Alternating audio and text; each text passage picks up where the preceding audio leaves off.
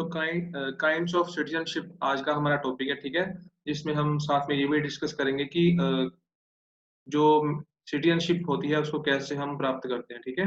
तो सबसे पहले हमें ये पता होना चाहिए कि 2 तरह की सिटीजनशिप होती है, natural citizenship and naturalised citizenship. तो जो नेचुरल सिटीजनशिप होती है, उसमें देखो कौन-कौन से प्रिंसिपल्स 2 फॉलो होते हैं। Principle of jus soli and principle of jus sanguinis. तो जस्ट सोली जो होता है उसमें होता है जहाँ पे बच्चे का जन्म हुआ, वहीं का वो सिटीजन होगा। और जो होता है जस्ट सैंग्विनिस, इसमें ये होता है कि जहाँ पेरेंट्स का जो बच्चा होता है, वंशज, यानी कि जहाँ पे पेरेंट्स होंगे, पेरेंट्स की यानी कि जहाँ की नागरिकता होगी तो बच्चे को भी वहाँ की ही मिलेगी। या फिर पेरेंट्स कहीं पे भी कहीं घूमने जाते हैं तो वहाँ पे बच्चा होता है तो वहाँ पे उसको मतलब वहाँ की नागरिकता मिल जाती है। तो ये 2 होते हैं, जस्ट सोली एंड जस्ट सैंग्विनिस। दूसरी तरफ है नेचुरलाइज्ड सिटीजनशिप। नेचुरलाइज्ड सिटीजनशिप में आप जैसे एक जगह के नागरिक हो, suppose you are right now citizen of India, तो आप नेचुरल सिटीजन हो इंडिया के। मगर आप किसी दूसरे देश में जाना चाहते हो तो ऑब्वियस सी बात है, आपको इंडिया की अपनी नागरिकता छोड़नी पड़ेगी और दूसरी देश की नागरिकता आपको लेनी पड़ेगी। और वो कैसे पॉसिबल होता है?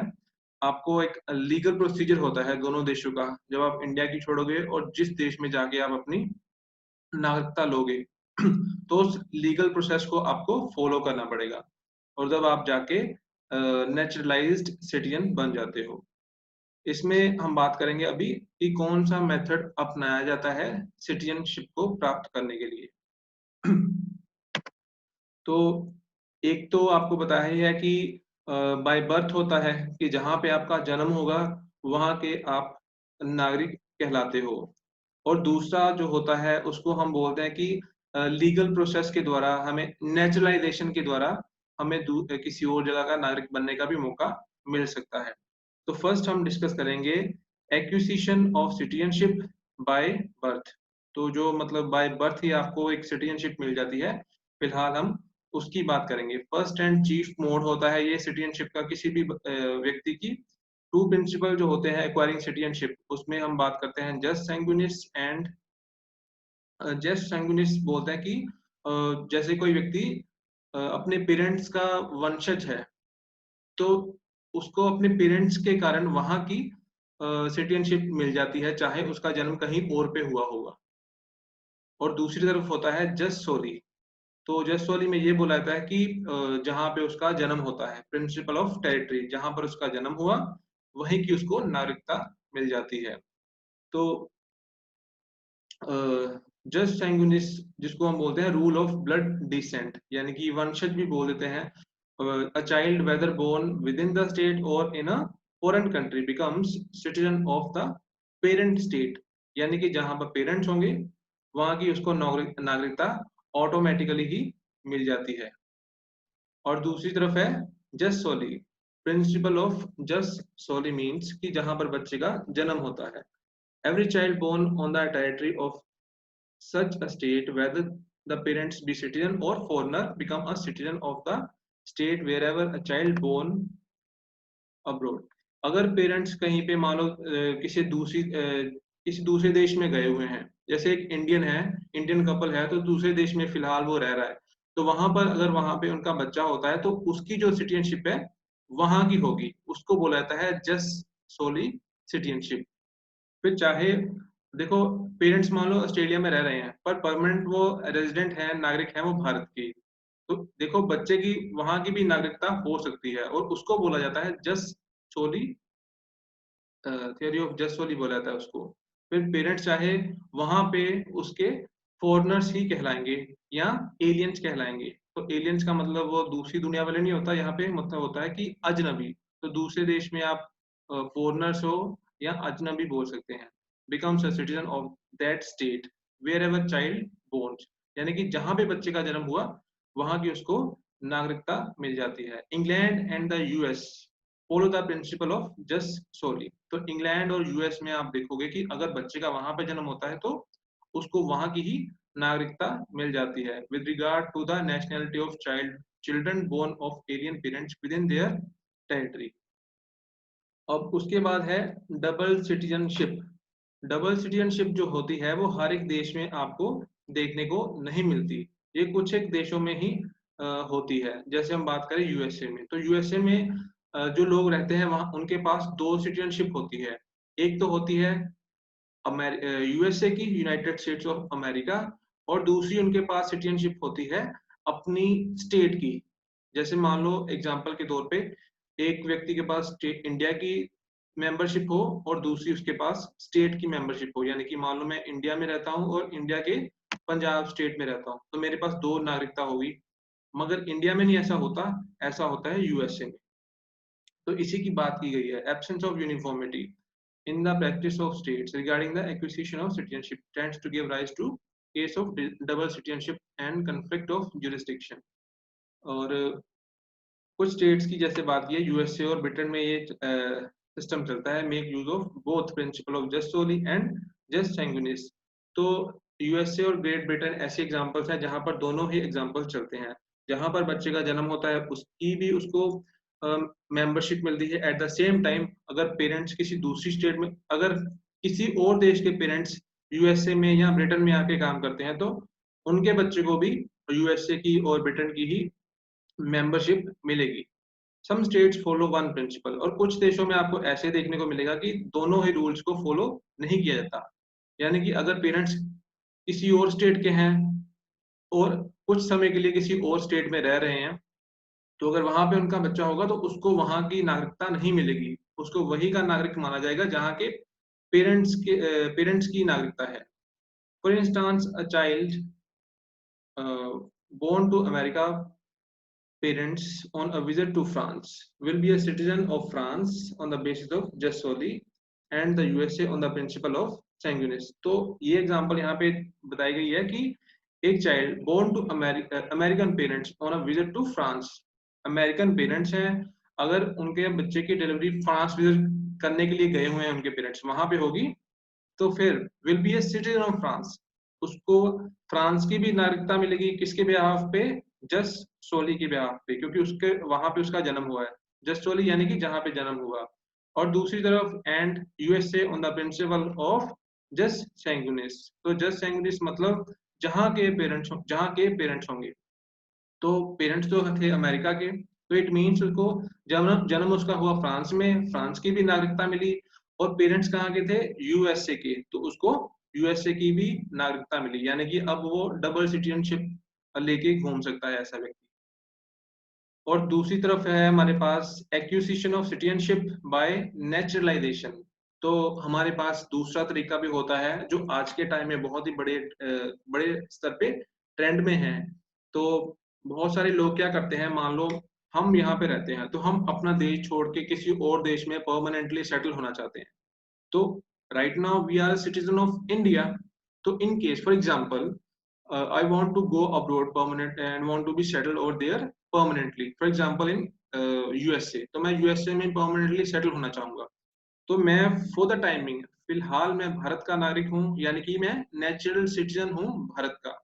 अब मैं अमेरिका में जब मैं जाऊंगा तो फर्स्ट स्टेप क्या होगा कि मैं अपनी भारत की जो नागरिकता है उसको छोड़ूंगा। लीगल प्रोसेस होगा, उसको फॉलो किया जाएगा। तो मैं अमेरिका में जाके पीआर के लिए, परमानेंट जो रेजिडेंटशिप चाहता हूं मैं, उसके लिए अप्लाई करूंगा।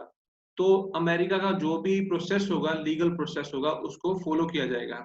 और उसके बाद मुझे वहां की कुछ समय बाद मुझे वहां पे स्टे करनी पड़ेगी। तो वहां का बाद में मैं नागरिक कहलाऊंगा। ये जो स्टे होती है हर एक देश में अलग अलग होती है, क्योंकि पीआर यानी कि किसी भी देश के परमानेंट रेजिडेंट बनने के लिए आपको हर एक देश के जो अलग अलग नियम होते हैं, कानून होते हैं, उनको ही फॉलो करना पड़ेगा। तो उसको फिर जब मैं वहां का अमेरिका का नागरिक नागरिक बन जाऊंगा तो फिर मैं क्या कहलाऊंगा? Naturalized citizen of USA. Natural नहीं, naturalized person who is a foreign by birth acquire the citizenship of the naturalizing state। तो यही आपको मैंने समझाया है सारा। Naturalization is the adoption of an alien as citizen and giving him all rights। तो ये होगा जब उसको पीआर मिलेगी, वहाँ का जो परमानेंट रेज़िडेंट बनेगा, जिस भी देश में जाएगा, तो उसको वहाँ के सारे जो अधिकार होंगे वो सारे मिलेंगे, जहाँ वहाँ पे राइट टू वोट उसको दिया जाएगा, सोशली उसको इक्वली ट्रीटमेंट सारा मिलेगा, इकोनॉमिक जो भी बेनिफिट्स होते हैं सरकार की तरफ से वो उसको प्रोवाइड करवाए जाएँगे और जो भी स्कीम्स होती हैं सरकार की उसके भी फ़ायदे उसको मिलेंगे। To become a naturalised citizen condition prescribed by the state will have to be fulfilled. तो जो भी कंडीशंस होंगी किसी देश का परमानेंट रेजिडेंट बनने के लिए उनको फुलफिल किया जाएगा। अब in the United States the naturalised and the natural citizens are differentiated. Naturalised citizen are not entitled to the office of the president and vice president. America में जो देश है अमेरिका, वहां पर आपको एक चीज देखने को मिलेगी कि वहां पर जो नेचुरल रेजिडेंट होता है और एक नेचुरलाइज्ड रेजिडेंट जो होगा उसमें डिफरेंशिएट यानी कि भेदभाव बोल सकते हो किया जाता है। यानी कि सबसे बड़ी पोजीशन जो है अमेरिका में वो है प्रेसिडेंट की एंड देन वाइस प्रेसिडेंट की। तो अगर कोई व्यक्ति नेचुरलाइज्ड सिटीजन है तो उसके पास अधिकार नहीं होता कि वो वहां पे जाके वहां का पीएम सॉरी प्रेसिडेंट बन सकता है। But in case of India यहाँ पर ऐसा कुछ भी नहीं होता। अगर मान लो आप में से कोई भी अमेरिका में जाके परमानेंटली सेटल हो जाता है तो आप वहाँ के नागरिक तो परमानेंट कहलाओगे, मगर आपके पास कभी भी ये अधिकार नहीं होगा कि आप वहाँ पे राष्ट्रपति के चुनाव लड़ सको या उपराष्ट्रपति के चुनाव लड़ सको। But in case of India, अगर दूसरे किसी भी देश का व्यक्ति जिनके साथ हमारी दुश्मनी नहीं है, मतलब अच्छे रिलेशन जिनके साथ हैं, वहाँ के व्यक्ति इंडिया में आके परमानेंटली सेटल होते हैं, then they have right to become even a PM of India. तो वो भारत में आके प्राइम मिनिस्टर भी बन सकते हैं। जैसे सोनिया गांधी जब चुनाव जीते थे कांग्रेस, तो तब यहाँ पे एक उम्मीद थी कि वो प्राइम मिनिस्टर बन सकती है। हालाँकि ऐसा कोई भी कानून नहीं है जो उनको रोक सकता है। तो ऐसा इंडिया में कोई भी प्रोविज़न नहीं है। वहाँ पे यूनाइटेड स्टेट्स ऑफ अमेरिका में ऐसा प्रोविज़न है कि अगर कोई नेचुरलाइज़्ड सिटीज़न है, जिसने यानी कि जन्म के बाद अमेरिका की सिटीज़नशिप ली होगी, तो वो अमेरिका का राष्ट्रपति या उपराष्ट्रपति नहीं बन सकता। तो कितने प्रकार की नेचुरलाइज्ड सिटीजनशिप होती है उसके बारे में हम बात करेंगे। First is domicile. डोमिसाइल यानी कि आप वहां के ही नागरिक हो जाते हो। फॉरेन कंट्री में be entitle an individual to become a naturalised citizen of that country.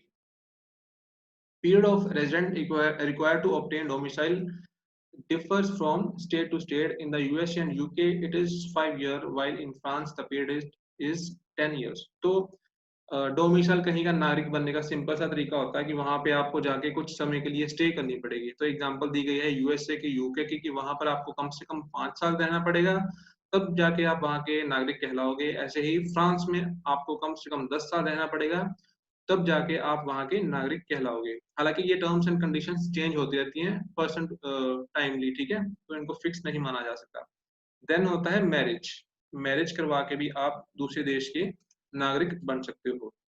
अगर मान लो कोई एक लेडी है तो वो अमेरिका में रहती है, तो उसकी शादी होती है इंडियन के साथ, तो वो इंडिया में उसका हस्बैंड है, तो फिर उसको इंडिया की सिटीजनशिप मिलेगी।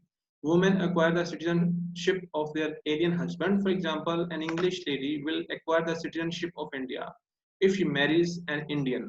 तो एग्जाम्पल के तौर पे अगर कोई ब्रिटिश की लेडी है, उसकी शादी होती है एक इंडियन के साथ, तो फिर उसको भारत की नागरिकता मिलेगी। Condition of marriage in Japan however is quite different. अगर हम बात करें जापान की, तो वहाँ पे कुछ सिचुएशंस अलग हैं। Do not lose their citizenship even if they marry alien husband. अगर जापान की एक लड़की किसी और देश के व्यक्ति के साथ शादी करती है, तो उसकी जो जापान की नागरिकता होगी वो खत्म नहीं होगी, उसकी नागरिकता कंटिन्यू ही रहती है। The alien husband on the other hand acquire the citizenship of Japan if he marriage Japanese lady. तो उसके हस्बैंड, अगर कोई दूसरे देश का व्यक्ति जापान की लेडी के साथ शादी करता है, acquire the citizenship of Japan, sorry alien husband, हाँ, तो उसको जापान की सिटीजनशिप मिलती है अगर उसकी वाइफ जापान की है। द नेक्स्ट पॉइंट है अपॉइंटमेंट ऑफ फॉरेन सर्विसेज। तो इंडिया में आपको पता है कि इंडियन फॉरेन सर्विसेज होती हैं। तो अगर कोई यूपीएससी क्वालिफाई करके फॉरेन सर्विसेज में अपनी ड्यूटीज सर्विसेज देता है भारत सरकार को, तो कई बार उनको एक अपॉर्चुनिटी भी मिलती है कि उनको किसी देश में मतलब अपनी सेवाएं देनी पड़ती हैं, और कई बार उनका टेन्योर काफी लंबा होता है, तो गवर्नमेंट की तरफ से उनको कई बार ऑफर भी मिलता है कि आप वहाँ के परमानेंट रेजिडेंट बन सकते हो। तो जब उनको ऐसा मौका दिया जाएगा तो फिर फॉरेन सर्विसेज के द्वारा भी उनको किसी दूसरे देश का परमानेंट नागरिक बनने का मौका मिल सकता है। नॉट ओनली इन इंडिया, बाकी देशों में भी ऐसे प्रोविजंस होते हैं। देन है by joining army. By joining army of a foreign country the alien may be given citizenship of that country.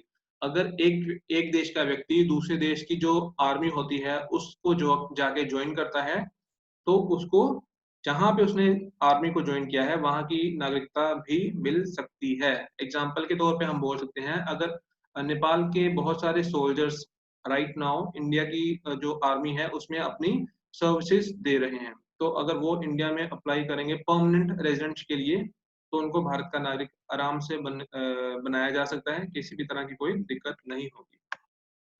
The next point है प्रॉपर्टी, संपत्ति।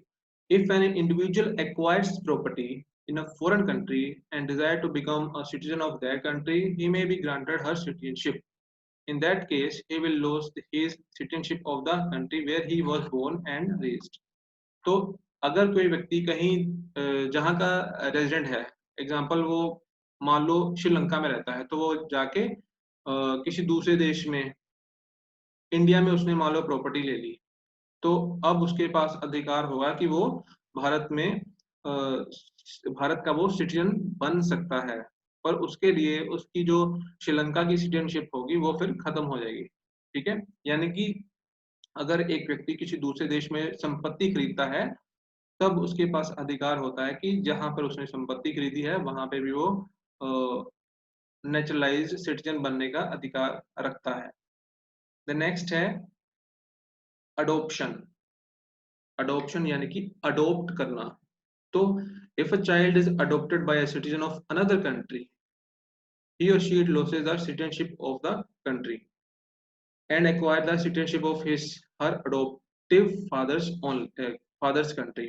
अगर देखो किसी एक बच्चे को अडोप्ट किया जाता है, तो फिर उस अडोप्ट किए हुए बच्चे की सिटीजनशिप कहाँ की होगी, जहाँ के उसके पेरेंट्स हैं।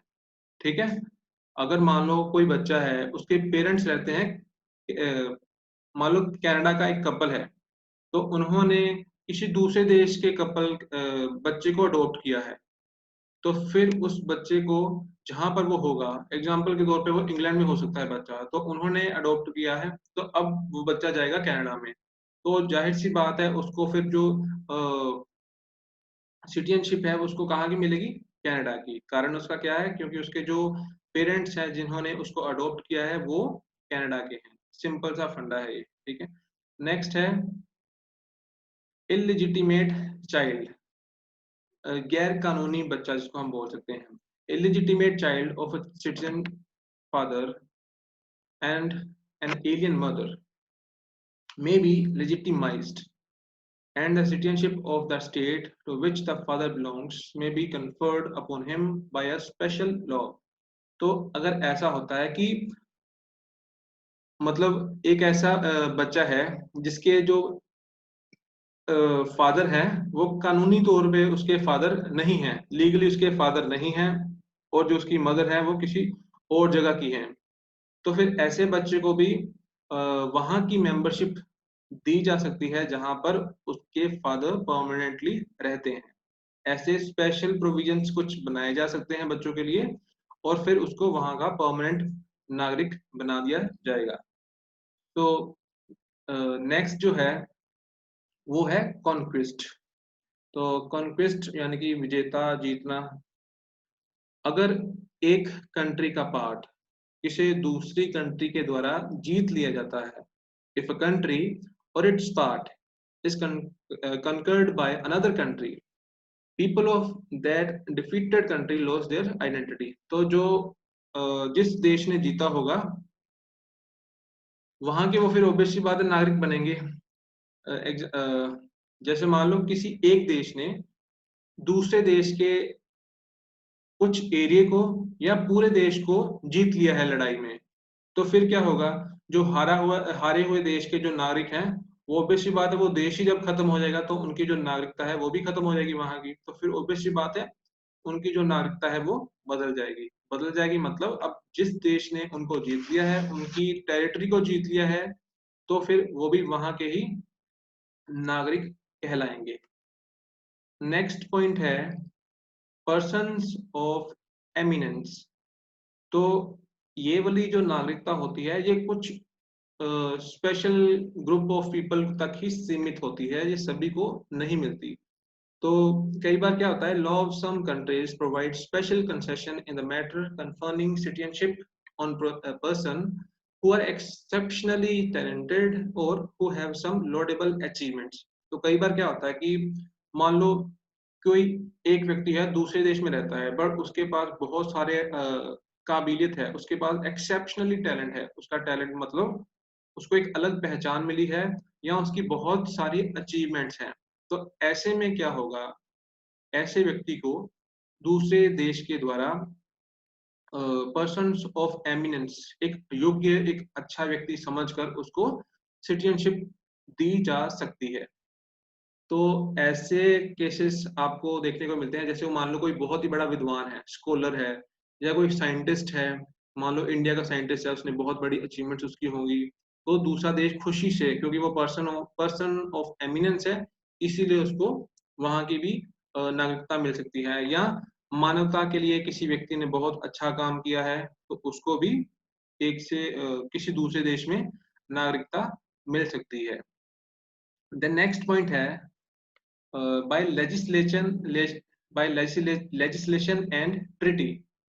तो besides these methods, ये सारे जो मेथड लिखे हैं, इनके अलावा भी citizenship can also be acquired. तो सिटीजनशिप को मिल सकती है आपको। वो कैसे? थ्रू लेजिस्लेशन एंड ट्रीटी, यानी कि कुछ कानून बना के या कुछ समझौते करके भी आपको दूसरे क्षेत्र की नागरिकता मिल सकती है। United States citizenship was granted to the people of Puerto Rico through method of legislation. तो यहाँ पर एक एरिया की बात की गई है जिसका नाम है पुर्टो रिको।